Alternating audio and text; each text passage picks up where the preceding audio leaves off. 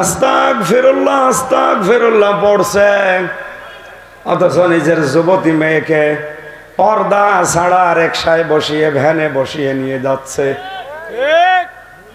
একবার পেয়েছিলাম ঘোমটা দিয়ে এক মুরব্বী পড়ছে আস্তাগফিরুল্লাহ সুবহানাল্লাহ, সামনে বসিয়েছে নিজের যুবতী মেয়েকে।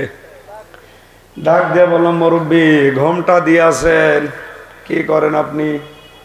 সুবহানাল্লাহ আস্তাগফিরুল্লাহ পড়ছি। সামনে কি এটা? আমার মেয়ে, 18 বছর বয়স, বুকে কোনো ওড়না নেই, মাথায় কোনো কাপড় নেই, আপনি পড়ছেন সুবহানাল্লাহ।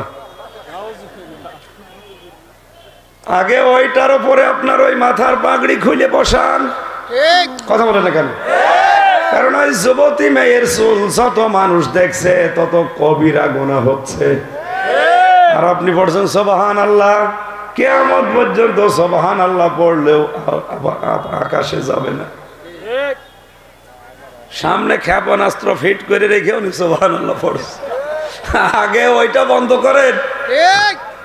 সুবহানাল্লাহ ওইটা। সুবহানাল্লাহ মানে আল্লাহ পবিত্র। সুবহানাল্লাহ মানে কি? আল্লাহ পবিত্র। তা আপনি আল্লাহর বিধান সামনে অপবিত্র করে রেখেছেন না সুবহানাল্লাহ পড়ছেন। আশা করছি আমার কথার অর্থ বুঝেছেন।